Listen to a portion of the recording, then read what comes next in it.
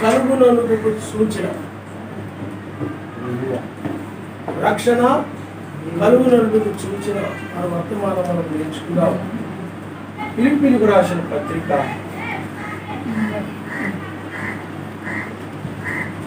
1వ అధ్యాయము 27వ వచనం నుండి మనం చదువుతున్నాం. నేను వచ్చి మిమ్మును చూచినను రాకపోయినను మీరు ఏ విషయములోను ఎదిరించు వారికి బెదరక అందరూ ఒక్క భావముతో సువార్త విశ్వాస పక్షమున పోరాడుచు ఏక మనస్సు గలవారై నిలిచి ఉన్నారని నేను మిమ్మల్ని గూర్చి ఇనులాగున మీరు మెస్సీయ సువార్తకు తగినట్లుగా ప్రవర్తించుడి. అట్లు మీరు బెదరకుండుట వారికి నాశనమును మీకు రక్షణయును కలుగునటకు సూచనయై ఉన్నది.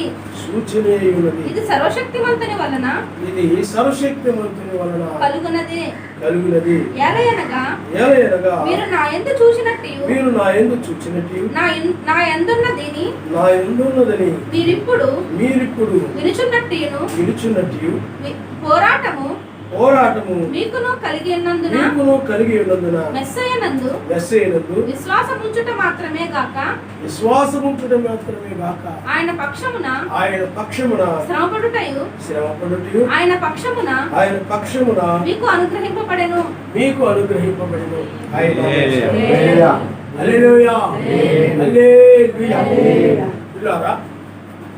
ఇక్కడ అపోస్తలుడైన పౌలు గారు ఫిలిప్పీలకు రాస్తూ ఏం చెప్తున్నాడండి?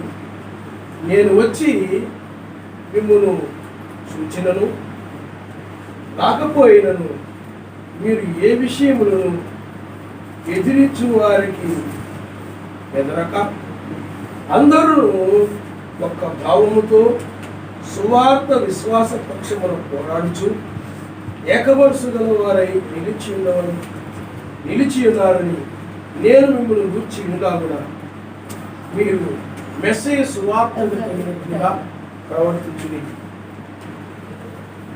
అట్లు మీరు బెదరకుండుట వారికి నాశనమును మీకు రక్షణను కలుగునకు సూచనైనది. ఇది సర్వశక్తిమంతుని కలుగునది. ఏలైనగా మీరు నా యందు చూచినట్టు నా యందున్నదని మీరు ఇప్పుడు విడుచున్నట్టు పోరాటము మీకు కలిగి ఉన్నందున మెస్సయ్యనకు విశ్వాసము చుట్టూ మాత్రమే గాక ఆయన పక్షమున శ్రమపడు ఆయన పక్షమును మీకు అనుగ్రహించబడెను. ఆయన హల్లెలూయా హల్లెలూయా.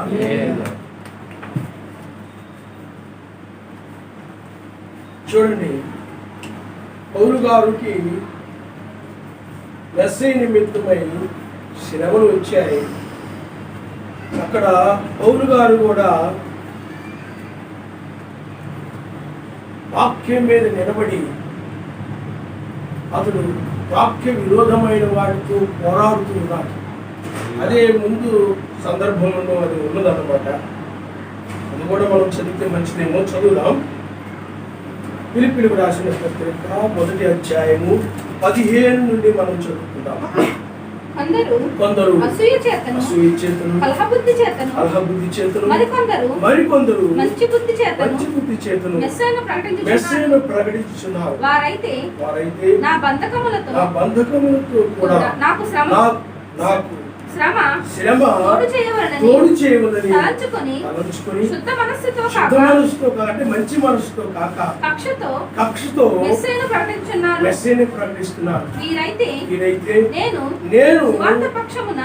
సువార్త పక్షమున వాదించుటకు నియమింపబడి ఉన్నానని ఎరిగి ప్రేమతో ప్రకటించున్నారు.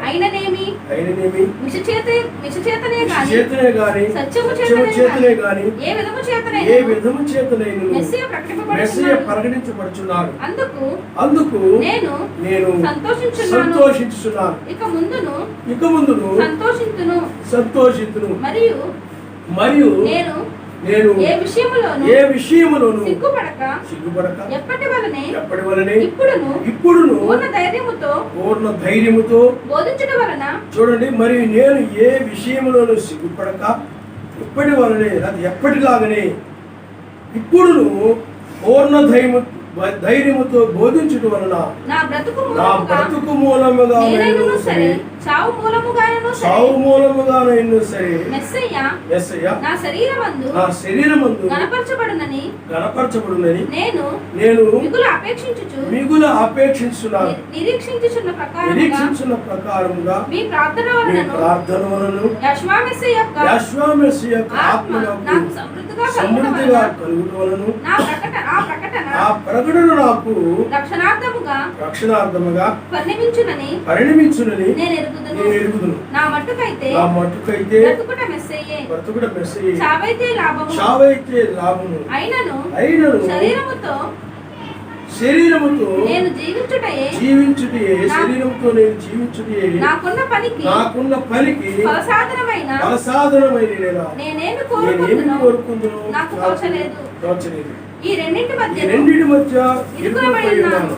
నేను వెడలిపోయి మెస్సీతో కూడా ఉండవలెనని నాకు ఆశ ఉన్నది. అది నాకు మరి మేలు. అయినను నేను శరీరమునందు నిలిచియుండుట మిమ్మును బట్టి అవసరమైనది. మరియు ఇట్టి నమ్మకము కలిగి నేను మరలా మీతో కలిసి ఉండుట చేత నన్ను గూర్చి మెస్సీయనందు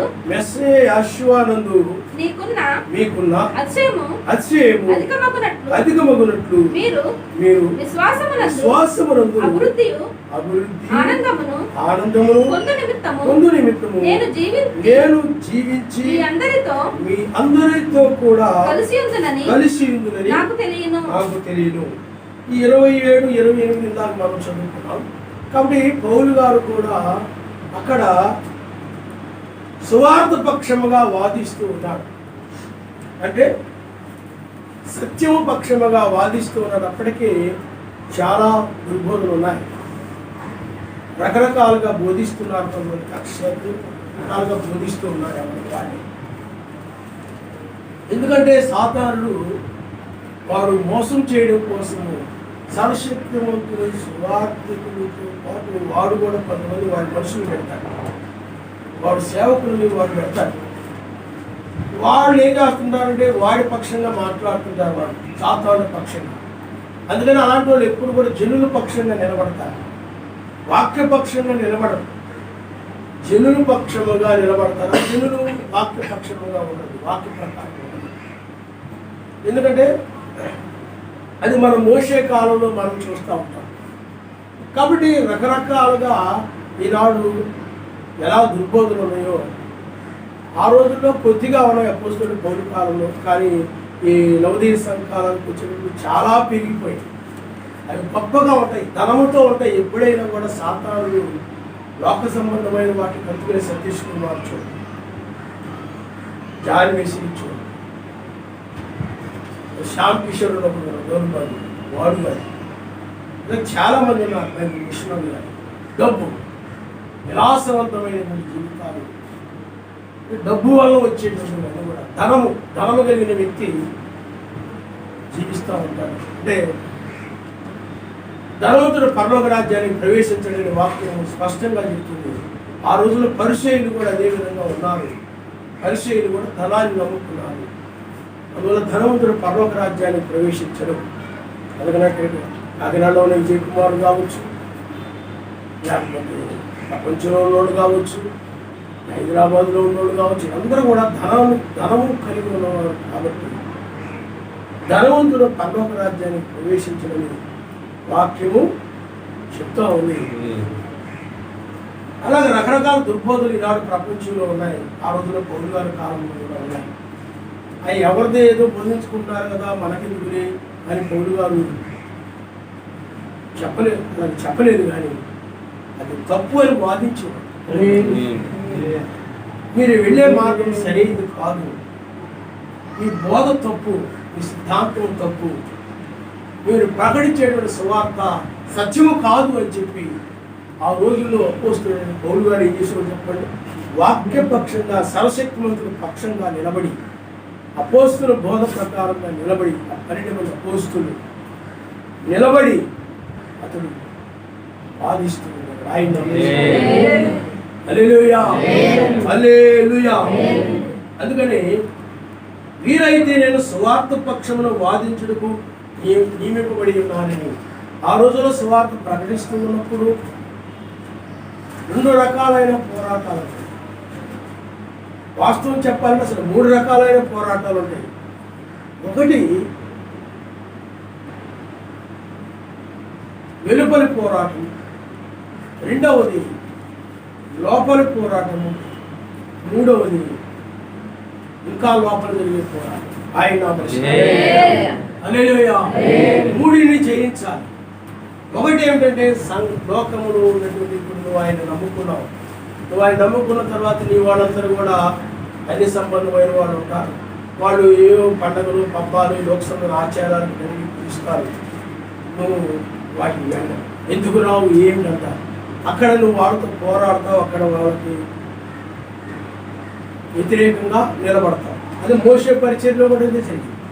మోషే ఐగుప్తీయులతో ఎదిరించాడు అంటే అక్కడ పోరాడాడు. అక్కడ ఏం జరిగింది చెప్పండి? అక్కడ ఒక పోరాటం ఉంది. రెండవ పోరాటము సంఘములో వచ్చింది. సంఘములో వచ్చిందంటే దాతాను, అభిరము, కోరహు, గోము ఇటువంటి వాళ్ళు ఉన్నారు. అలాగే అహరోను, మిరియాము వాళ్ళు కూడా మాకు తెలుసు, మాతో కూడా ఆయన మాట్లాడుతున్నాడు, మాకు ఆ ప్రత్యక్ష ఉందని వాడు లేచారు. మాకు తెలిసి లేచారు వాళ్ళు. ఈ విధంగా అక్కడ ఒక పోరాటం జరిగింది. అలాగే నీవు కూడా వెలుపట నీ బంధువుల ద్వారా పొందుకుంటావు. సంఘములో కూడా ఆ పోరాటాన్ని నువ్వు పోరాటంలో నిలబడతావు. మూడవ దగ్గరకు వచ్చేటప్పటికి ఈ శరీరానికి సంబంధించిన నీకు సంబంధించి అంటే నీలో వచ్చిన ఒక అసూయను కానీ ఒక ద్వేషాన్ని కానీ దానితో పోరాడుతుంటావు. దాని నుండి నన్ను విడిపించిన ఆయన, నాలో ఒక అసూయ ఉందని ఆయన దాని నుండి నన్ను దూరం చేయాలి. ఈ విధమైన పోరాటం జరుగుతుంది. ఇది ఇంకా లోపల, ఇది మీకు సంబంధించిన ఇలాగూ 3 రకాలుగా వాదం జరుగుతూ ఉంది. హల్లెలూయా, హల్లెలూయా. అందుకని ఆనాడు సంఘం ఏం చేసింది చెప్పండి? యోధాయిజం నుండి, యోధా మతం నుండి బయటకు వచ్చింది. వచ్చిన తర్వాత యోధా బోధలు, ఆ పోరాటాలు, వ్యసనకాలను జరిగాయి. ఆయన కూడా వాదించాడు. ఆయన కూడా ఆ పరిచయులు, సద్దుకాయులు వాళ్ళందరికీ వ్యతిరేకంగా వాదించాడు. ఆయన మరణించాడు. ఆయన తిరిగి లేచిన తర్వాత మన సమాజం ఏర్పడింది. అక్కడి నుండి యోధా మతం నుండి బయటకు వచ్చింది ఆ సమాజము. ఆ తర్వాత మళ్ళా ఆ సంఘంలోనే మళ్ళీ దుర్బోధులు వచ్చేసింది. అంటే కొరింథీ రాసిన పత్రికలో వెలుగుదూత వేషములు అంటే అపోస్తుల వేషం వేసుకుంటున్నారు కొంతమంది. అక్కడ ఏదోలో ఆ యొక్క అవ్వని చెరిపినట్లు కానీ మిమ్మల్ని కూడా చెరుపుటకు, ఎందుకంటే ఒక్కడే పురుషుడు కనుక ఒక్క బోధకే మిమ్మల్ని ప్రదానం చేసింది కానీ అనేక బోధలకు ప్రదానం చేయలేదు. ఆమె ఒక్కడే పురుషుడికి ప్రదానం చేయబడింది. అవ్వ యొక్క మనసు చెరపబడినట్లు, ఆవిడ చెరపబడినట్లు మీ మనసు కూడా పవిత్రత నుండి, సరళత వాటి నుండి చెరపబడతారేమో నేను భయపడుతున్నాను. పౌలు భయపడుతున్నాను అంటాడు ఆయన. ఆ తర్వాత వ్యక్తిగతంగా పౌలు గారు కూడా నన్ను నేను నలగొట్టుకుంటున్నాను అంటాడు. అర్థమవుతుందని ప్రకటించిన తర్వాత నన్ను నేను నలగొట్టుకుంటున్నాను అంటాడు. ఆ విధంగా 3 రకాలుగా జరుగుతున్నాయి. 3 రకాలుగా వాదం జరుగుతుంది. నీకు కూడా అంతరంగా వాదం జరుగుతుంది. అసూయ నా బుద్ధు సాతాను పో, అది సాతానుది, దాన్ని ఎదిరిస్తూ ఉంటావు నీవు. కాబట్టి పిల్లరా ఇక్కడ అపోస్తలుడైన పౌలు గారు చూసినప్పుడు అక్కడ కూడా అతడు సువార్త పక్షముగా వాదిస్తూ ఉన్నాడు. అయితే అతడు ఎప్పటి వలె పూర్ణ ధైర్యముతో అతడు ఉన్నాడని, అంటే ఎదిరించు వారికి బెదరక ఆ సువార్తను ఎదిరించేటువంటి వారు ఉన్నారు. మనమైతే అసత్యాన్ని మనం తప్పని మనం ఎదిరిస్తాం, దాన్ని నేను ఏకీపించనంట. కానీ సత్యాన్ని ఎదిరిస్తున్నాను. ఇతడు ఆ సత్యం ఏమిటో వాదిస్తున్నాడు. నువ్వు అపోస్తులు ఇలా చెప్పాడు, ఎస్సీ అలాగా ఇలా చెప్పాడు, ఇలాగా అలాగా మనం వాదిస్తుంటాం. వాక్య లేఖనాల ద్వారా మాట్లాడుతుంటాం. ఆ విధంగా వాదిస్తూ ఉంటాం లేఖనాల ప్రకారం.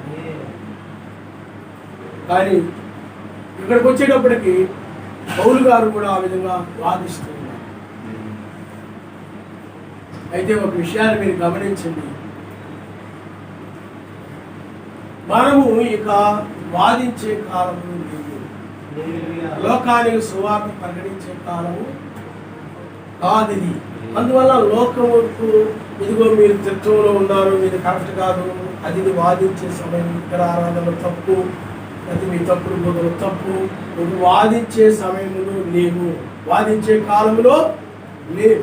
ఎందుకు లేవనంటే ఇప్పుడు ఆయన వాని క్రియలు చొప్పున ప్రతి వారికి ఆయన జీతం ఇవ్వడానికి ఇచ్చాడు. కాబట్టి ఇప్పుడు అన్యాయం చేయవాడిని అన్యాయం చేయలేము, అపవిత్రుని అపవిత్రుడుగా ఉండలేము, నీతిమంతుని నీతిమంతుడుగా ఉండలేము, దుర్నీతి పరుని దుర్నీతి పరుడుగా ఉండలేము. ఇప్పుడు ఎవరి క్రియలను బట్టి వారికి నేను ప్రతిఫలం ఇస్తాను. అందువల్ల ఇప్పుడు ఎవరి క్రియలను బట్టి వాళ్ళకి ఆయన జీతం ఇచ్చే సమయంలో ఉన్నాడు. కాబట్టి ఇంకా లోకముతో వాదించే పనిలో ఇంకా దుర్బోధకులతో వాదించడం ఇంకా అది లేదు. ఎందుకంటే సువార్త ద్వారము మూయబడ్డ. అందుకే మనకు నోహ కాలంలో అక్కడ రాయబడి ఉంది, నా ఆత్మ నరులతో ఇంక ఎల్లకాలము వాదించగలరు. ఇక ఆయన లోకాన్ని వదిలిపెట్టి లోకాన్ని దురాత్మకు వదిలేశాడు. కాబట్టి నీకు వాదించిన ఉపయోగం లేదు. దురాత్మకు వదిలేస్తే కృపన్నప్పుడు వాదించడం వల్ల వాళ్ళ మనోనేత్రాన్ని తెరవబడితే ఆ రక్షణలోకి వస్తారు. ఆ వాదనే రక్షణకు సంబంధించిన వాదనే. వాళ్ళకి ఇంకా సువార్త ద్వారా మూయబడింది కాబట్టి ఇంకా వాదించే ఉపయోగం లేదు, వాదించే ఉపయోగము లేదు. అలాగే పెన్నాం గారు కూడా ఏం చెప్పారంటే, అయ్యగారు కూడా ఏం చెప్పారంటే, బైబిల్లో కూడా అదే ఉంది. 70 మంది శిష్యులు తిరుగుబాటు చేసి వెళ్ళిపోయిన తర్వాత నా శరీరం తిని నా రక్తము త్రాగితేనే అన్నప్పుడు వారు దాన్ని కొంచెం అపార్థం చేసుకుని, నీ శరీరం ఎవరు తింటారు, నీ రక్తం ఎవరు తాగుతారు, మేమేమైనా నరమాంస పక్షులు అనుకుంటున్నారా, మేమేమైనా రాక్షసులు అనుకుంటున్నారా అని చెప్పి వాళ్ళు వెళ్ళిపోయారు. ఆయన ఎప్పుడు వారిని కలవాలి. ఒకవేళ ఏదైనా వాళ్ళ ఆసక్తి కలిగి ఉంటే మరలా అంతే తప్ప మరలా ఎప్పటికీ కలవదు. ఘనంగా కూడా ఆయన నామనిస్తాం. ఇక మూడవ దాని దగ్గరకు వచ్చేటప్పటికి ఇది నీకు సంబంధించిన ఆయన కాబట్టి అన్యాయం చేయవాడిని ఇంకా అన్యాయం చేయలేము, అపవిత్రుడిని ఇంకా అపవిత్రుడుగా ఉండలేము, నీతిమంతుడు ఇంకా నీతిమంతుడుగా ఉండలేము అని చెప్పి ఆయన న్యాయాధిపతిగా వచ్చి ఎక్కువ నక్షత్రంగా వారి క్రియలు చెప్పిన ప్రతిఫలం 1996లో ఆయన రంగం మీద వచ్చేసి కాలములో తీర్పు తీర్చాడు ఆయన. అందుకే ఒకే దినములో 2 కార్యాలు వారి క్రియలను బట్టి. నోవహు 120 సంవత్సరాలు సువార్త ప్రకటించాడు కాబట్టి అతని యొక్క క్రియలను బట్టి, ఎందుకంటే నీతిమంతుడు కనబడుతూ ఉన్నాడు. అతనిలో ఏ అసూయ లేదు, ద్వేషము లేదు, కోపము లేదు, క్రోధము లేదు, కక్ష లేదు, అలాంటి ఏమీ లేకుండా అతడు మంచి సద్గుణాలు కలిగి ఉన్నాడు. విశ్వాసము, సద్గుణము, జ్ఞానము, ఆశానిగ్రహము, సహనము, దైవభక్తి, సహోదర ప్రేమ, ఇలాంటి లక్షణాలు, ఆ గుణ లక్షణాలు కలిగి ఉన్నాడు. ఆ సద్గుణాలు కలిగినటువంటి అందుకని క్రియలు అంటారు వాటిని. ఈ లోకమంతా కూడా దుర్గుణాలతో ఉంది. అప్పుడు ఆయన వచ్చి ఏం చేశాడు చెప్పండి, ఆ నీతి క్రియలు కలిగినటువంటి అతన్ని రక్షించి లోకాన్ని నాశనం చేశాడు. అందుకనే ఇక్కడ మన పిలుపులు రాసిన పత్రికలు అదే చెప్తున్నాడు ఆయన, రక్షణకు సూచన. ఇక్కడ ఎదురించు వారికి బెదరక అందుకని పౌలు గారు కూడా భయపడడం లేదు. ఇంతకుముందు ఎలాంటి ధైర్యంతో ఉన్నారు, ఇప్పుడు కూడా అదే ధైర్యంతో ఉన్నారు. చివరికి అతడు ఎలాంటి పరిస్థితికి వచ్చాడనంటే, బ్రతుకు తీస్తే చావు అయితే మేలు. చివరికి అతడు ప్రారంభమయ్యే పరిస్థితి వచ్చేసింది. అయితే బ్రతికినా మీ కొరకే, ఎందుకంటే సువార్త ప్రకటించాలంటే అది ప్రవక్తల దగ్గరికే వాక్యం వస్తుంది తప్ప అందరి దగ్గరికి రాదు. ఎవరు పడితే ఎవరు చెప్పేది కాదు. అందుకనే ప్రవక్తలు అనబడినటువంటి వారు పుట్టుకతోనే ప్రవక్తలు వారు. దాని కొరకు వాళ్ళు పుడతారు. దాని కొరకు ఏదో మధ్యలో కొంతకాలం విశ్వాసంగా ఉండి ఆ తర్వాత ప్రవక్తగా కాదని ఇదే మాట బ్రహ్మ గారు కూడా చెప్పారు. కాబట్టి అపోస్తలుడు పౌలు గారి దగ్గరికి ఆ వాక్యము వస్తుంది. కాబట్టి ఆ సమాజము జీవించాలంటే, ఆత్మీయంగా రక్షించబడాలంటే ఏమన్నా చెప్పండి, వాక్యం ఉండాలి. వర్తమానుడు అవసరము. వర్తమానుడు లేకపోతే సంఘం పైకి వెళ్ళదు. అందువలన పౌలు గారు మీ కొరకు బ్రతికితే మీ కొరకు బ్రతకాలి ఆయన. కాబట్టి ఇక్కడ ఆయన న్యాయాధిపతిగా రంగం మీద ఉన్నాడు. చివరి సమయంలో ఆ కాలంలో ఆయన ఆ విధంగా తీర్పు తీర్చాడు. లోతు కాలంలో కూడా అదే విధంగా ఆయన తీర్పు తీర్చాడు. ఆయన రక్షణ, అందుకనే తెల్లవారుజామున అక్కడ రక్షణ ఆరంభమైంది. మనకు పడి కూడా అదే విధంగా లోతు దినంలో జరిగినట్లుగానే జరుగుతుంది. అక్కడ 8వ దినమున రక్షణ ఆరంభమైంది. ఇప్పుడు కూడా 8వ దినంలో. ఇప్పుడు ఇది రక్షించబడే సమయం. ఇది మనం ఉన్న సమయం ఏమిటి చెప్పండి, రక్షించబడే సమయం.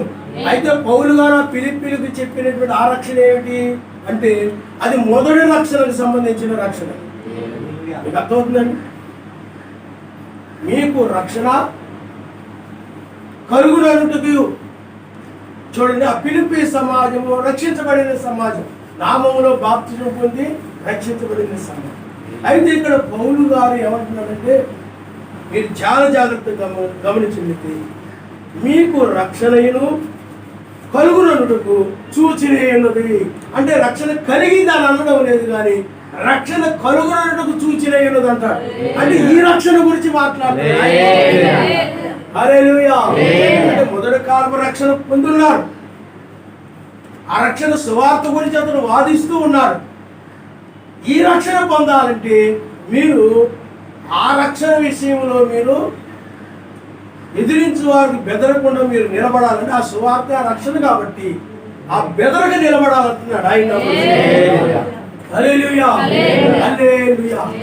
కాబట్టి ఇప్పుడు మనం తెల్లవారుజాములో మనం ఉన్నాం. కాబట్టి నీవు రక్షించబడాలి అని అంటే రాబోయే ఉగ్రత నుండి తప్పించుకోవడమే రక్షణ. నిత్య నరకాల నుండి తప్పించుకోవడమే రక్షణ. ఇప్పుడు కనుక రక్షించబడకపోతే శ్రమను అనుభవించాల్సిందే, తర్వాత నిత్య శిక్షను అనుభవించాల్సిందే. మీరు గమనించండి, కరోనా వైరస్ వలన ఎంత భయపడిపోతా ఉంది ప్రపంచం అంతా. మరి రేపు భయంకరమైన భయంకరమైన మహాశ్రమలో ఉంది బైబిల్. శ్రమలు మొదటి శ్రమ, రెండవ శ్రమ, మూడవ శ్రమ. మొదటి శ్రమ మొదటి ప్రపంచ యుద్ధం దగ్గర, రెండవ శ్రమ రెండవ ప్రపంచ యుద్ధం దగ్గర, మూడవ శ్రమ మోషే ఏలియాలు వచ్చినప్పుడు మూడవ శ్రమ. చాలా ఘోరంగా ఉంది. అవి ఒక విధంగా చెప్పాలంటే గారికి కదా ఎవరికైనా కానీ ఆ శ్రమల గురించి చెప్పడానికి మాత్రం అంత భయంకరంగా ఉంటాయి. మోషే ఏలియా దినాల్లో కంటే కూడా చాలా ఘోరంగా ఉంటుంది ఈ ప్రపంచ పరిస్థితి. కరోనా వైరస్ కంటే ఘోరంగా ఉంటుంది. కరోనా వైరస్ ఉందనుకోండి,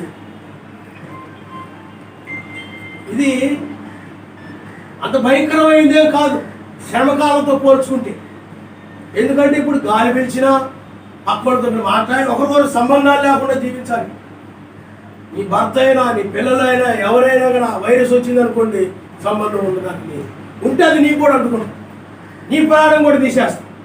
అంత ప్రమాదం అనమాట ఇప్పుడు అది. అందువలన దీనికంటే రాబోయేటువంటి ఆ శ్రమ కాలము ఇంకా ఘోరంగా ఉంటుంది. వధువు భూమి మీద ఉండగా ఆ శ్రమకాలం ఆరంభము కాదు. అందులో చాలా మంది కరోనా వైరస్ శ్రమకాలం అని చెప్తున్నారు. అది తప్పు. శ్రమకాలంలో వధువు ఉండదు. జాన్సన్ గారు వర్తమానం గారు కూడా చెప్పారు. అందుకని ఆయన వధువుని హింసకు గురి చేయడు, ఆయన శ్రమకు హింసకు గురి చేయడు. ఈ విధంగా వాక్యం నిమిత్తం ఆ శ్రమను అనిపిస్తుంది తప్ప వాక్యం కోసం నిలబడి, అంతేగాని ఆ శ్రమంలో ఆమెను శిక్షించడు ఆయన. అందువల్ల ఆ తీర్పులో ఆరోపణలో అవి ఉండదు, ముందే కొనుకోబడుతుంది. కాబట్టి అందువల్ల ఇప్పుడు ఆ రాబోయేటువంటి ఆ యొక్క భయంకరమైన శ్రమల నుండి తప్పించుకోవాలంటే ఇంకా నిత్య శిక్ష అనేది ఇంకా ఘోరం, నరకం అనేది ఇంకా ఘోరం. నువ్వు సావు ఈ శ్రమంలోనైనా చచ్చిపోతే ఏముండదు ఆ శ్రమలు, కానీ ఆ చచ్చిపోయిన తర్వాత నిత్య శిక్షకి వెళ్ళిపోతారు. అప్పుడు ఇంకా అసలు చావడం ఉండదు, అగ్ని ఆరడం ఉండదు. అనుభవంలో చచ్చిపోతారు చాలా మంది, కానీ ఎక్కడికి వెళ్ళిపోతారు? చనిపోయి నిత్య శిక్షకి వెళ్ళిపోతారు. అందువలన ఎంత ప్రాముఖ్యమైన కృపో. చాలా మంది అంటారంటే అమ్మయ్య మా పక్క కొడుకు వచ్చింది, మా ఆయన కొడుకు వచ్చింది, ముందు కొడుకు వచ్చింది, అందరికి వచ్చింది, మా ఇంట్లో ఎవరు కరోనా వైరస్, ఆయన కృప అంటారు. అది మంచిదే, కానీ ఆ శ్రమ నుండి తప్పించబడితే ఇంకా గొప్ప కృప అది.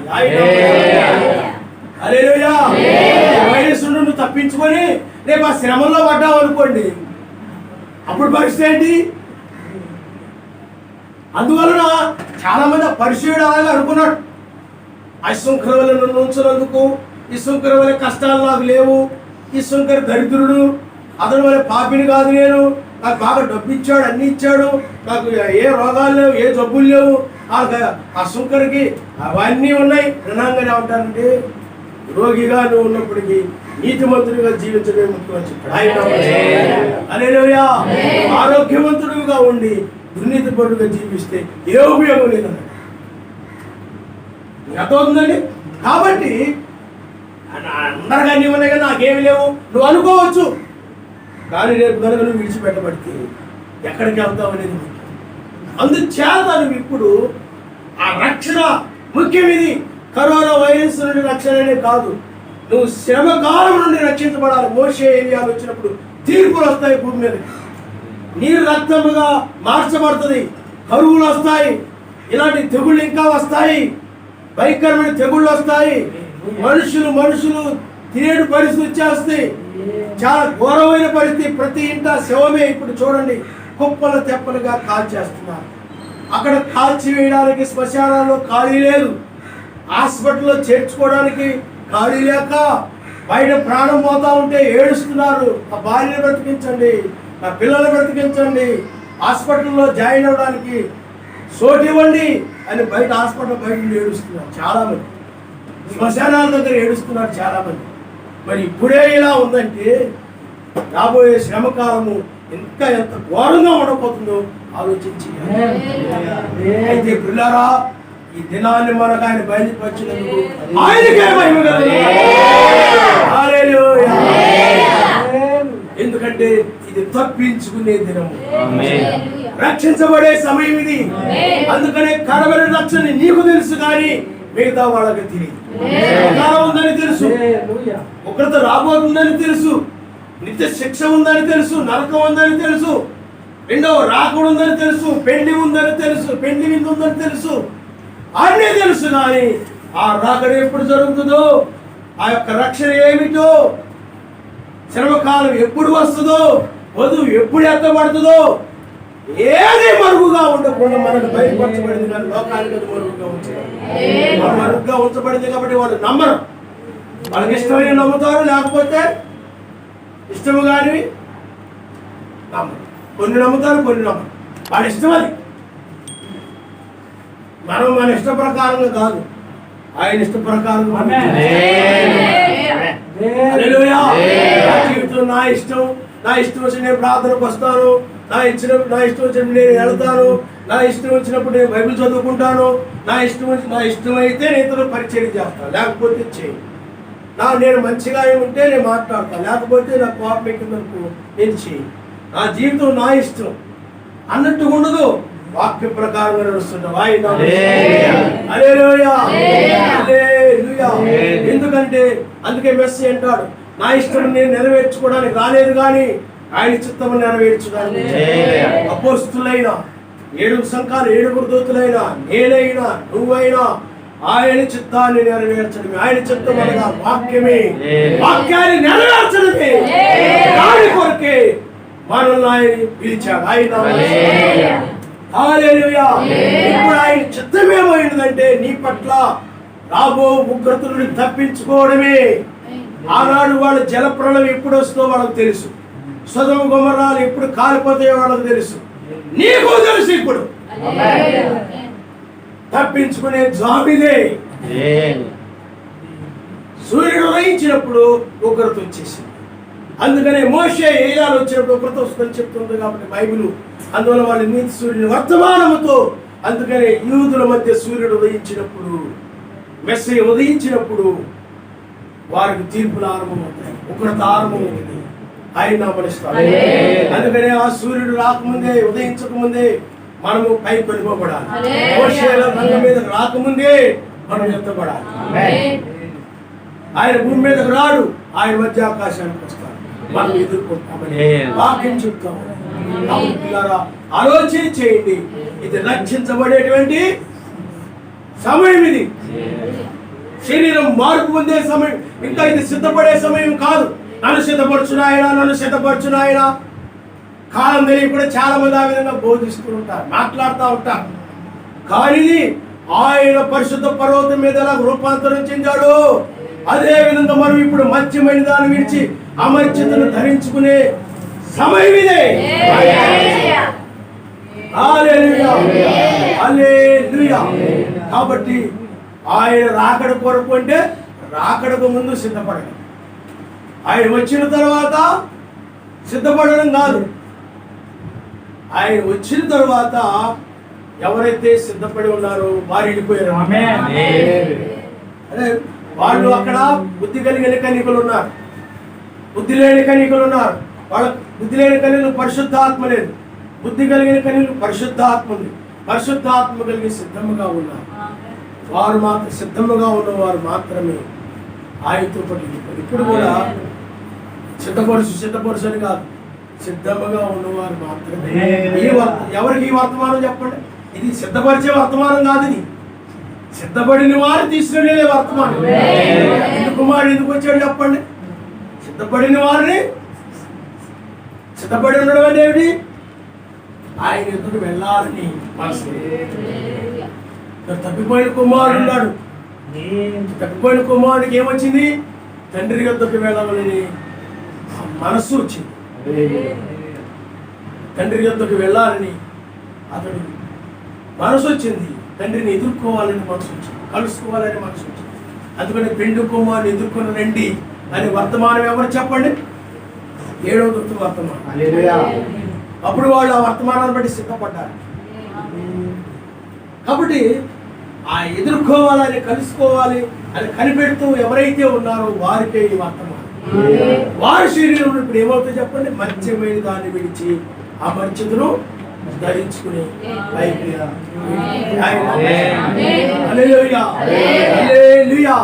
కాబట్టి పిల్లారా, ఇక్కడ నీవు ఈ రక్షణ పొందాలంటే, నీవు రక్షణ పొందకుండా ఉండడం కోసము సాతానుడు ఏం చేస్తుంటాడంటే, నీ ఇంట్లోనూ లేకపోతే నీ బంధువుల్లోనూ నీ వారిలోనూ ఎవరో ఒకరిలోనూ వారు దూరి వాడు ఏం చేస్తుంటాడంటే నిన్ను బెదిరిస్తూ ఉంటాడు. ఏం చేస్తుంటాడు చెప్పండి? బెదిరిస్తూ ఉంటాడు. అంటే వాక్య ప్రకారంగా నడవనివ్వకుండా, వాక్య ప్రకారంగా జీవించనివ్వకుండా, వర్తమానం దగ్గర రానివ్వకుండా, వర్తమానాన్ని అనుసరించనివ్వకుండా, ఈ రక్షణ పొందనివ్వకుండా వాడు ఏం చేస్తున్నాడు చెప్పండి? బెదిరిస్తూ ఉంటాడు. నువ్వు అక్కడికి వెళ్ళావంటే నేను ఒప్పుకోను, ఇక్కడికి వెళ్ళావంటే నేను ఒప్పుకోను, నువ్వు ఆ యొక్క పరిచయం చేసాడు నేను ఒప్పుకోను, ఆ ధర్మకారం చేసింది నేను ఒప్పుకోను, ఇలా చేసాడు నేను ఒప్పుకోను, అలా చేసాడు నేను ఒప్పుకోను. అలాగా ఈ లోకము లేకపోతే ఈ యొక్క మనుషులు ఏం చేస్తుంటారంటే నిన్ను ఎదిరిస్తూ ఉండవచ్చు. మీకు అర్థమైందా? ఎదిరించు వారికి బెదరక, అంటే భయపడకుండా ధైర్యముగా ఉండడమే, ధైర్యముగా వాక్యం మీద నిలబడడమే నీవు రక్షణ పొందుతావన్నట్టుకు సూచన, వారు నశిస్తారన్నట్టుకు సూచన. హల్లెలూయా, హల్లెలూయా. ఆనాడు 3 యూదులు ఉన్నారు. ఆ రాజు బెదిరిస్తున్నాడు. ఆ ప్రతిమ గారికి నమస్కారం చేయకపోయినట్లయితే, నేను ఎక్కడికి వెళ్తున్నాను అక్కడ రాకపోయినట్లయితే నేనేం చెప్పానో దాన్ని చేయకపోయినట్లయితే, నేను ఎలా చెప్పానో దానికి లోపడకపోయినట్లయితే నిన్ను ఆయన్ని ఆరాధించనివ్వను, నిన్ను ఆయన ప్రార్థన చేసుకోనివ్వను, బైబిల్ చదవనివ్వను, చర్చికి వెళ్ళనివ్వను, వాక్యం మీద నిలబడనివ్వను.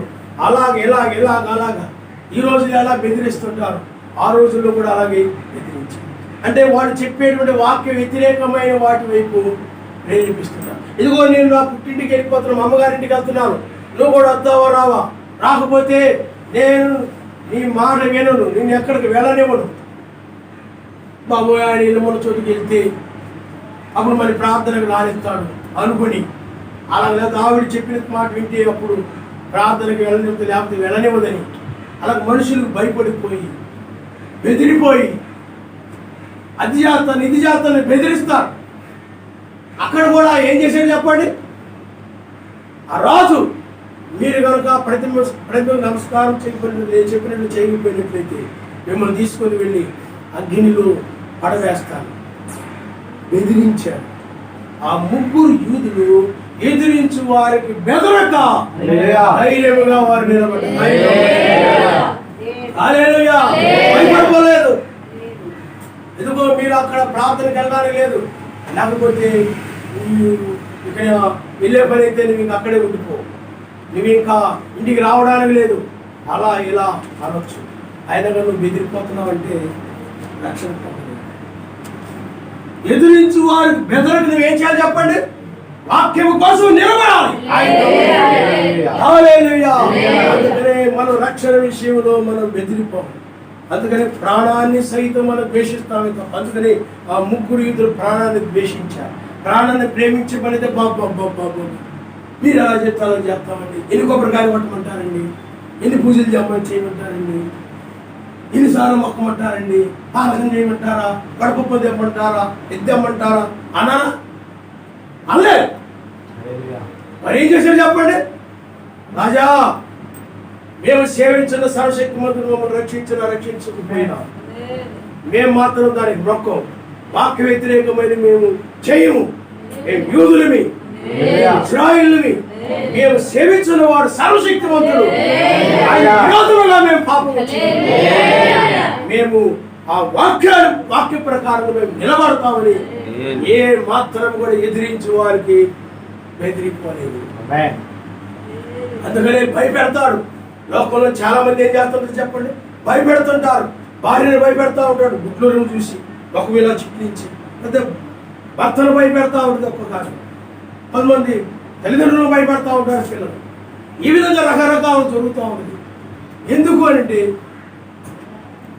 ఆ భయము ఆ బెదిరింపంతా కూడా దీన్ని లోకంలోకి లాగడానికి, ఆయన కార్యాలు చేయనీయకుండా, ఆయన వాక్యం పాటించనీయకుండా, ఆయనకి నిన్ను దూరం చేయడానికి అయినా కూడా నువ్వు బెదిరిపోవు. బాబోయ్ మా ఆయన ఊరుకోడు, బాబోయ్ మా తమ్ముడు ఊరుకోడు, బాబోయ్ మా అన్నయ్య ఊరుకోడు, బాబోయ్ మా అక్క ఊరుకోడు, మా చెల్లి ఊరుకోడు, వాళ్ళు ఊరుకోరు, వీళ్ళు ఊరుకోరు, వాళ్ళకెళ్ళకి నువ్వు భయపడిపోయావు అనుకుంది.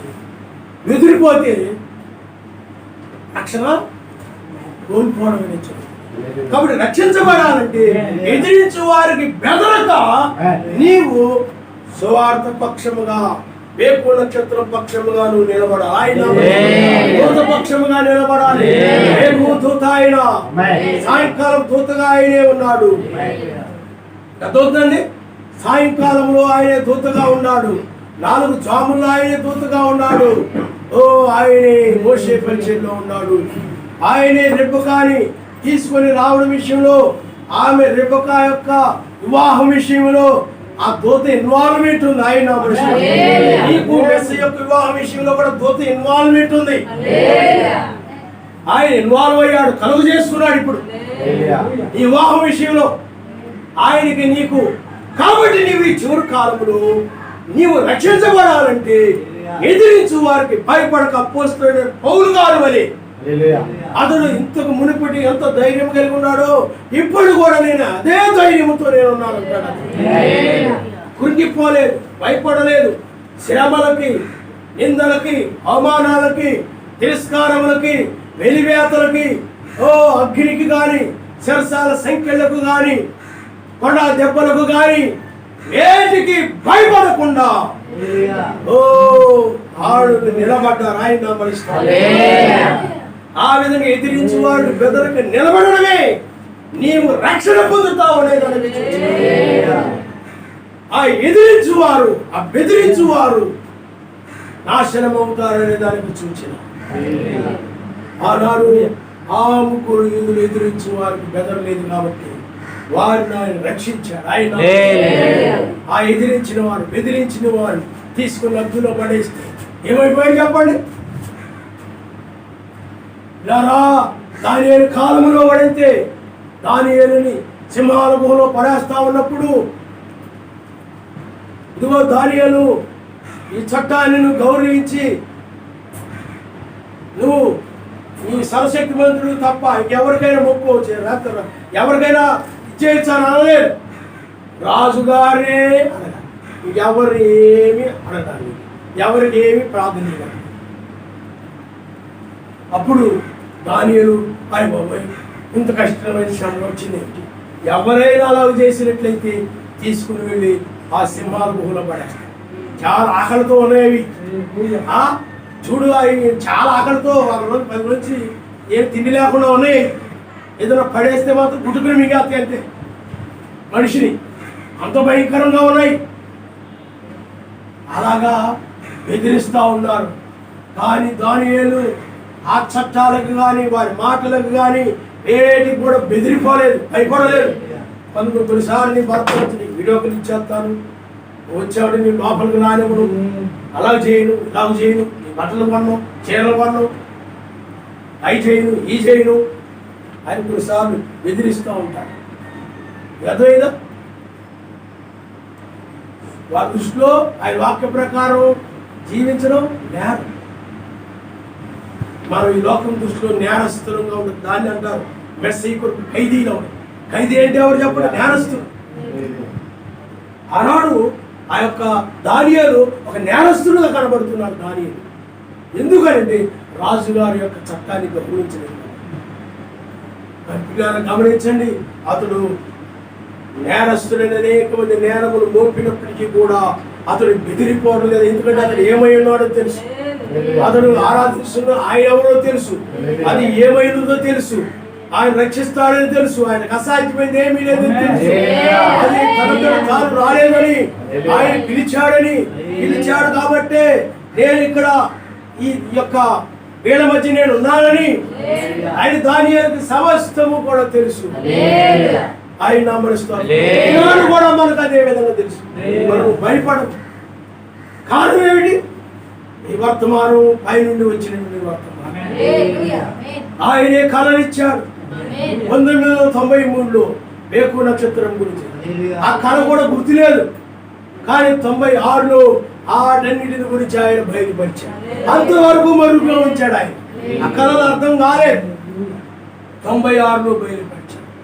ఆ కళల భావము తీర్పు తీర్చు న్యాయాధిపతిగా ఆయన రంగం మీదకి వచ్చాడని అన్నిటిని బట్టి మనము బలముగా ధైర్యముగా మనం నిలబడుతున్నాం. ఆయన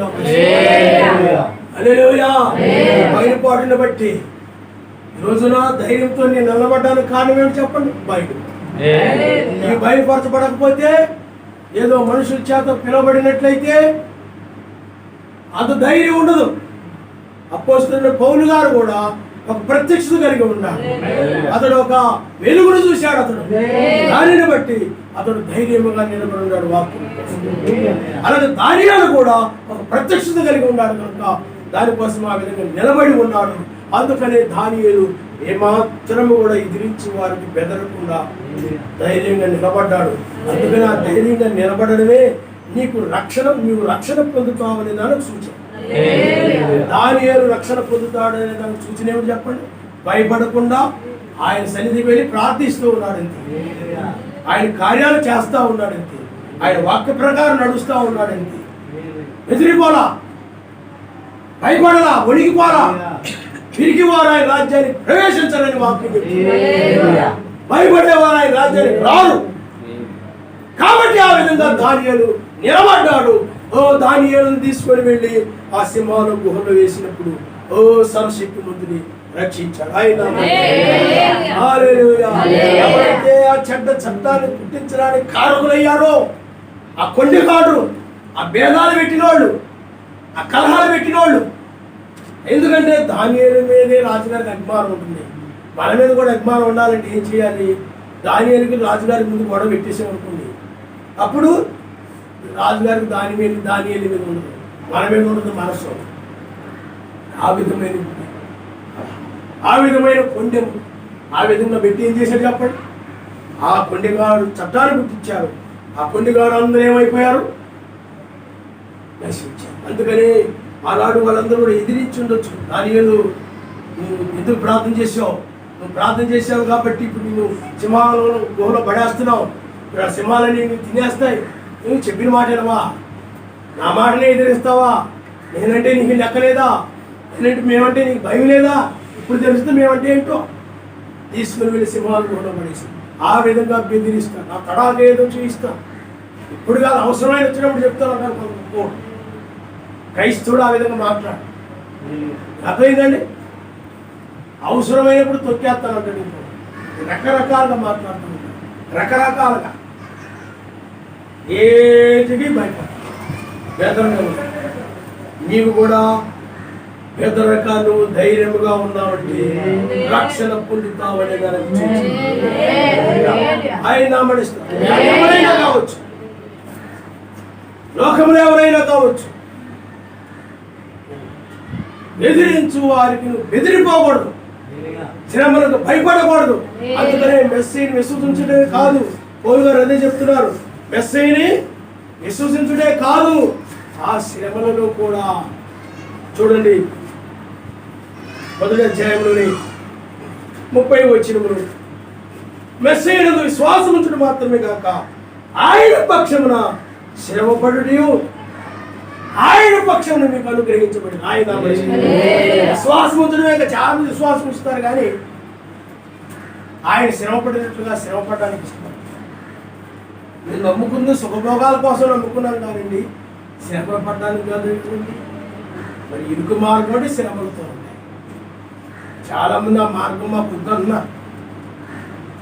ఆ మార్గం మాకు వద్దు, అందుకని ఆ మార్గం నడిచే వాళ్ళు ఏమంటారంటే వీళ్ళకే ఆశీర్వాదం లేదు, వీళ్ళకే ఆశీర్వాదం లేదు. మాకు చూడండి నీ ఆశీర్వాదాలే, మేము ఎంత ఆశీర్వదించబడ్డాము అంటున్నారు చాలామంది. ఇవన్నీ ఉన్నాయి కాబట్టి లోకంలో అన్నీ ఆయన ఉన్నాడు అనుకుంటున్నారు, కానీ ఎదిరించి వారికి బెదరక ఆయన వారు శ్రమ పెట్టినప్పుడు శ్రమపడుతూ, ఇబ్బందులు పెట్టినప్పుడు ఇబ్బందులు పడుతూ, నిందలు మోపినప్పుడు నిందలు పడుతూ, వెలివేయబడినప్పుడు కష్టాలు పడుతూ, ఆ విధంగా వాక్యం యొక్క మార్గములు వాక్యముతో శ్రమపడుతూ నడుచుట మనకు అనుగ్రహించబడింది. హల్లెలూయా, హల్లెలూయా. శ్రమపడాలి. అవి ఎదిరించామనుకోండి, వాళ్ళు భయపడిపోయి ఇలా శ్రమ వస్తాయేమో, అలా శ్రమలు వస్తాయేమో, అలా చచ్చిపోతానేమో, ఇలా చచ్చిపోతానేమో, లోకమంతా అలా అనకూడదేమో, ఇలా అనకూడదేమో, ఇలా చెప్పుకుంటారేమో, అలా చెప్పుకుంటారేమో, అనుకుంటారేమో అని భయపడిపోయి ఎదిరిపోయి ఈయన పెద్ద మనుషులందరిలో పిలిచి ఈవిడ నాకు విడాకులు ఇచ్చేస్తానండి, లేకపోతే ఈయన నాకు విడాకులు ఇచ్చేస్తా అన్నాడు. అప్పుడు బంధువులందరూ ఏమనుకుంటారు? బాగోదు కదా. ఎదిరిపోయి ఏమైపోతారు చెప్పండి? వాక్య విరోధమైన వాటిని ఏకీవిస్తూ ఉంటారు. నువ్వు ఎదిరిపోవద్దు వాళ్ళ మాట. అయినా మోషేనాడు భయపడలేదు, ఎదిరిపోలేదు. ఐగుప్తు దేశం నుండి నేను ఇజ్రాయేల్ని వెళ్ళనివ్వను, అర్థమైందా? కానీ మోషే ధైర్యముగా ఉన్నాడు, భయపడ్డంలా. సర్వశక్తివంతుడే గొప్ప కార్యాలు జరిగించి ఐగుప్తు నుండి బయట తీసుకొచ్చాడు, రక్షించాడు వాళ్ళని. అలాగే మెస్సీని చూడండి, మెస్సయ్య ఎదిరించు వారికి భయపడాలి. అందరూ ఏకీవించి రకరకాలుగా బయజుబులని దయబట్టిన వాడిని రాళ్ళు విసరడము, రకరకాలుగా అతను పాపేని అనేక నేరము అనేక విధాలుగా ఆయన మీద మోపినప్పటికీ కూడా ఆయన ఏమి భయపడకుండా వాక్యం మీదే అతడు నిలబడి ఉన్నాడు. ఆయన నిలబడి ఉన్నాడు.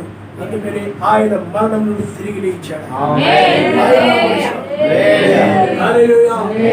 ఆయన ఎవరైతే బెదిరించారో, ఎదిరించారో, తిరగబడ్డారో ఆయన మీద, వారందరూ కూడా ఏమైపోయారు చెప్పండి? ప్రపంచం నలుదిక్కులకి చెదరగొట్టబడ్డారు ఆ యూదులు, ఇజ్రాయేలు. కాబట్టి ఎదిరించి వారు బెదరక భయపడిపోకుండా నిలబడడమే నీకు రక్షణ సూచన. దానియేలు చూడు, బెదిరిపోయి ప్రార్థన మానేలా, ఆరాధన మానేలా, బైబిల్ చదవడం మానేలా, ఏం మానేలా, కొనసాగిస్తూనే ఉన్నాడు. హల్లెలూయా. మెస్సయ్య కూడా అలాగే. కాబట్టి ఎదిరించు వారికి నీవు బెదరకూడదు. మోషే చూడండి, లక్షల మంది ఎదిరిస్తూ ఉన్నారు. ఎందుకంటే 20 లక్షల మంది జనం, ఒకరిద్దరు కాదు, ఇంత మంది ఎదిరిస్తూ ఉంటే మోషే ఏ మాత్రము కూడా భయపడదు. అతను వాక్య పక్షముగా నిలబడ్డాడు. అందరూ ఎదిరిస్తున్నారు. మోషేని మోసం చేశాం, అన్యాయం చేశాం, ఐగుప్తుని మమ్మల్ని తీసుకొచ్చాం, ఇక్కడ అవి లేవు, ఇవి లేవు, అది లేదు, ఇది లేదు, కానాలు లేదు, ఏమీ లేదు, యాణ్యంలోనే తిప్పుతా ఉన్నావు రకరకాలుగా. అయినా కానీ మోషే ఏ మాత్రం కూడా బెదిరిపోకుండా ధైర్యంగా నిలబడ్డాడు. వాక్యం నీవు కూడా ధైర్యంగా వాక్యముతో నిలబడితేనే తెల్లవారుతావు, రక్షించబడతావు తప్ప లేకపోతే నీవు రక్షించడం అనేది. కాబట్టి ఎదిరించేవారు ప్రమాదంలో పడిపోతారు. కాబట్టి అందుకని వాక్యం చెప్తుంది, ఎదిరించే వారికి నువ్వు బెదరకుండా ఉండడం అనేటువంటిది అది నీ వారి నాశనానికి నీ రక్షణకు సూచన ఇవ్వదని చెప్తున్నాడు.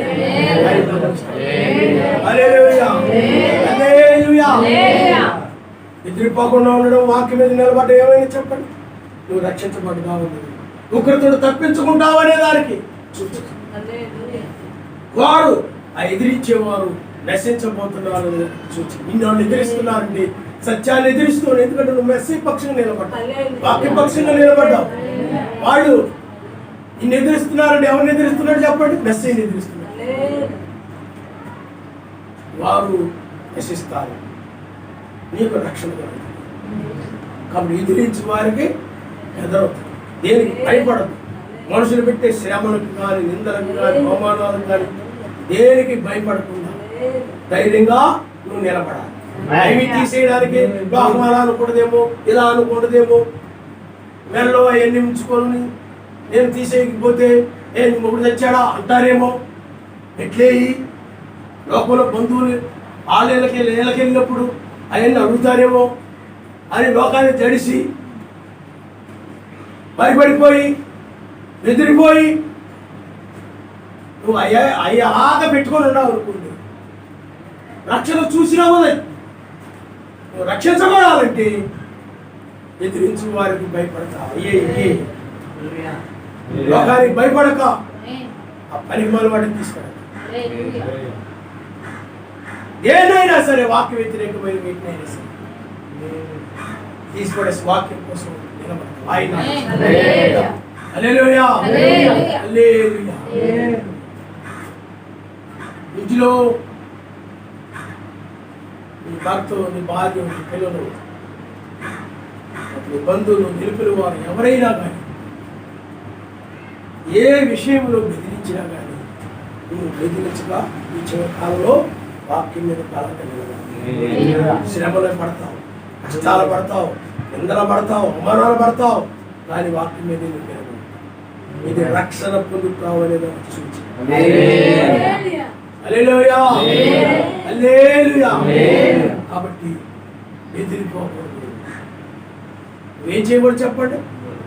లోకానికి బెదిరిపోకూడదు, శ్రమలకు బెదిరిపోకూడదు, కష్టాలు వచ్చిన బెదిరిపోకూడదు, సమస్యలు వచ్చిన బెదిరిపోకూడదు. సేవలు నేను కూడా వాటిని అనుభవించాలని వాటితో పాటు నిలబడాలి. ఆయన హల్లెలూయా. నువ్వు బెదరకుండా వాళ్ళకి నాశనముల నుండి నీవు రక్షించబడతావు అనే దానికి సూచన. అందుకని ఎదిరించిన వారికి బెదరక మీరు ఏక భావం కలిగిన వారై, ఏక మనస్సు కలిగిన వారై సువార్త పక్షంగా నిలబడాలి. వాక్యపక్షంగా నిలబడాలన్నాడు. వాళ్ళే కదా అంటుంది, నన్ను కాదు కదా అనుకోకూడదు. ఎవరైనా సమాజంలో సహోదరులు ఎవరైనా బెదిరిస్తున్నారు అనుకోండి, నీవు ఆ సమాజంలో ఆ సహోదరి పక్షంగా నిలబడాలి. ఇక్కడ అదే చెప్తున్నాడు, ఏకభావంతో మీరందరూ కూడా నిలబడాలని చెప్తున్నాడు. అంటే వాక్యం కోసం నిలబడిన వారి పక్షంగా నీవు కూడా ఏం చేయాలి చెప్పండి, నిలబడాలి. అంతేగాని ఆ బెదిరించే వారికి భలే బెదిరిస్తున్నారని ఇంకా రెచ్చగొట్టడము, క్రైస్తవుడు అయ్యండి ఆయన నామంలో బాప్తిజం పొందండి వాళ్ళు ఇంకా రెచ్చగొట్టడం, నాలుగు పుల్లలు వేయడము, ఇంకా బాగా తిట్టు, ఇంకా బాగా బెదిరించు, భలే బెదిరిస్తున్నావురా సూపరు అని ఆ విధంగా నువ్వు ఎంకరేజ్ చేసావు అనుకోండి, వాళ్ళ దుష్టక్రియలను పాలుభాగస్తులవుతావు కనుక పాలుభాగస్తురాలవుతావు, నువ్వు ప్రమాదంలో పెడతావు. అందువల్ల నీవు ఆ యొక్క వాక్యం మీద నిలబడేటువంటి వారికి నీవు, అందుకని ఇక్కడ పౌలు గారు అదే చెప్తున్నారు. చూడండి ఒకసారి ఫిలిప్పీయులకు రాసిన పత్రికలో, మిమ్మును చూచినను రాకపోయినను మీరు ఏ విషయములోను ఎదిరించు వారికి బెదరక అందరూ, చూడండి అందరూ ఒక్క భావముతో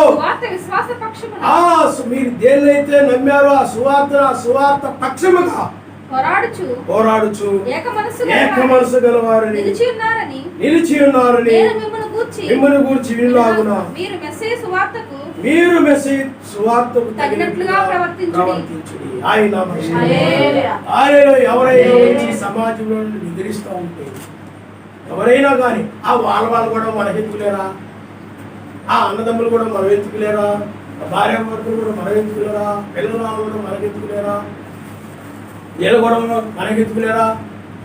సమాజములకు సంబంధించి ఉన్నప్పుడు నీ శరీరంలో అవయవము కాబట్టి నీవు ఏకభావంతో ఏం చేయాలి చెప్పండి, ఆ సువార్త పక్షముగా ఆ సువార్తలో వాళ్ళు నిలుచున్నట్లు, ఆ వాడికి ధైర్యముగా కలుగునట్లు, ధైర్యముతో నిలుచున్నట్లు నీవు కూడా వాళ్ళతో ఏకభావంతో వాళ్ళ పక్షముగా వాళ్ళతో పాటు నీవు నిలబడాలి. ఆయన హల్లెలూయా. ఏకభావంతో ఉండాలి. ఏకభావం అంటే ఏంటి చెప్పండి, ఒకే అభిప్రాయం. ఈనాడు చూడండి మెస్సీ విషయంలో భిన్న బోల్డ్ అభిప్రాయాలు ఉన్నాయి. ఆయన ముగ్గురని, సేవకుడని, రక్షకుడు కాదని, ఆయన సిలువ వేయబడి దాని తప్ప తిరిగి లేవలేదని, ఆయన మరణించలేదని రకరకాల అభిప్రాయాలు ఉన్నాయి. అలాగే ఆ రోజుల్లో రకరకాల బోధలు ఉన్నాయి, కానీ రకరకాలగా వాళ్ళ భావాలు కలిగి ఉంటున్నారు. కానీ మనం ఒక్క భావంతో ఆయన హల్లెలూయా. భావం ఏమిటండి, న్యాయాధిపతిగా ఆయన వచ్చాడు. ఇప్పుడు మన ముగ్గురితో ఉండి రక్షించబడాలనే భావం కలిగి ఉండాలి. హల్లెలూయా. దానికోసం నువ్వేం చేయాలి, ఎదిరించే వారికి ఎవరికి సాతానుడికి భయపడద్దు, లోక సంబంధమైన పరిస్థితులకు భయపడద్దు. వాడు రకరకాలుగా బెదిరిస్తాడు, నీ ఆలోచనలో కూడా బెదిరిస్తాడు వాడు. అర్థమైందా, నువ్వేం పరలోకం వెళ్ళావు, అలా వెళ్ళావు, రకరకాలుగా ఆలోచనలో కూడా బెదిరిస్తూ ఉంటాడు. నీ తలంపులే నిన్ను బెదిరిస్తూ ఉంటాడు, నీ హృదయంలో నుండి వచ్చే చెడ్డ తలంపులు నిన్ను బెదిరిస్తూ ఉంటాడు. వాడిని కూడా నువ్వు ఎదిరించలేక హల్లెలూయా. తల ఉంచుకోండి, నువ్వు ధైర్యముగా ఉండాలి, దేనికి నువ్వు భయపడకూడదు. ప్రార్థన రావాలంటే వాళ్ళు ఏమనంటారేమో, వీళ్ళు ఏమనంటారేమో, వాళ్ళకు భయపడడం, వీళ్ళకు భయపడడం. స్తోత్రములు నాయన, స్తోత్రములు నాయన, స్తోత్రములు నాయన. ఆయన కార్యాలు నెరవేర్చడానికి వీళ్ళకి భయపడద్దు సుమా. నిన్ను ఆయన ఏదైనా చేయాలని ప్రేరేపించినప్పుడు అది వాక్య ప్రకారం అయినప్పుడు దాన్ని నువ్వు నెరవేర్చడమే. ఆ బ్రదర్ ఏమనుకుంటాడు, ఈ బ్రదర్ ఏమనుకుంటాడు, ఆ సిస్టర్ ఏమనుకుంటాడు, ఈ సిస్టర్ ఏమనుకుంటారు, వాడు నీ ఉదయంలో ఉన్నారు తప్ప ఆయన లేడు. ఈ బ్రదర్ నన్ను ఎదిరిస్తాడేమో, ఎవరికి నువ్వు బెదరక. ఇదిగో ఈ పరిచయం చేస్తే మా ఆయన నన్ను ఎదిరిస్తాడేమో, ఈ పరిచయం చేస్తే మా ఆవిడ నువ్వు ఎందుకు చేశామని అంటలేమో. ఎవరికి బెదిరిపోతున్నావు, నువ్వు బెదిరిపోతున్నావు అంటే రక్షణ పోగొట్టుకుంటావు. ధైర్యముగా ఉండాలి, వాక్యం మీద ధైర్యముగా నిలబడాలి. మహిమగల పాత్రలు వందనాలు, స్తుతులు, స్తోత్రాలు. ఘనత మహిమ ప్రభావాలు మాత్రమే ఆయన ఈ చిన్న ప్రార్థన ఆశీర్వదించుకుని సహాయం చేయండి. ఆయన ఎదిరించి వారిని బెదరక ధైర్యంగా నిలబడడానికి సహాయం చేయండి. ధైర్యంగా నీ కార్యాలు నెరవేర్చడానికి సహాయం చేయండి. నీ పనులు ఏదో వాళ్ళకి బెదిరిపోయి వీళ్ళకి బెదిరిపోయి ఏదో భయపడుతూ చేయడం కాదు నాయన. ధైర్యముగా చేసేలాగా ప్రతి బిడ్డ రక్షించబడాలంటే బెదిరిపోకుండా ఈ కార్యాలు నీకు ఏ చేయాలని ఆ వాక్య ప్రకారమైన ఆ పరిశుద్ధమైన కార్యాలు ఏమి చేయాలని ప్రేరేపిస్తే పరిశుద్ధాత్మను చేయాలి. ఓ స్తోత్రములు, స్తోత్రములు. హల్లెలూయా, హల్లెలూయా, హల్లెలూయా. రెండో రాగడ ఎప్పుడో జరిగిపోయింది అలాగని ఇలాగని రకరకాలు ఎదిరించే దుర్బోధనలు ఉన్నాయి నాకు. ఆ దుర్బోధనలు ఏ దుర్బోధనకు నువ్వు బెదిరిపోక, ఏ బోధకులకు నువ్వు బెదిరిపోక వాక్యమే నీ చివరి కాలంలో నిలబడాలి, రక్షించబడాలి. అదే చూసిన నువ్వు బెదిరిపోకుండా ఉండడమే చూసిన కానీ వాళ్ళకి వీళ్ళకి భయపడిపోయావంటే నువ్వు ఒకరితో పడిపోతావు అనే దాన్ని చూసిన ఆయన సహాయం చేయండి. బిడ్డలందరూ కూడా బెదిరిపోకుండా నీ వాక్యం మీద నిలబడే ప్రభుని స్వీకరించండి. బిడ్డలు దీవించి ఆశీర్వదించండి. ఘనత మహిమ ప్రభావం ప్రతి బిడ్డ కూడా ఆయన ధైర్యమును పొందుకోవడానికి శ్రేణి ఆశీర్వదిస్తున్నారు.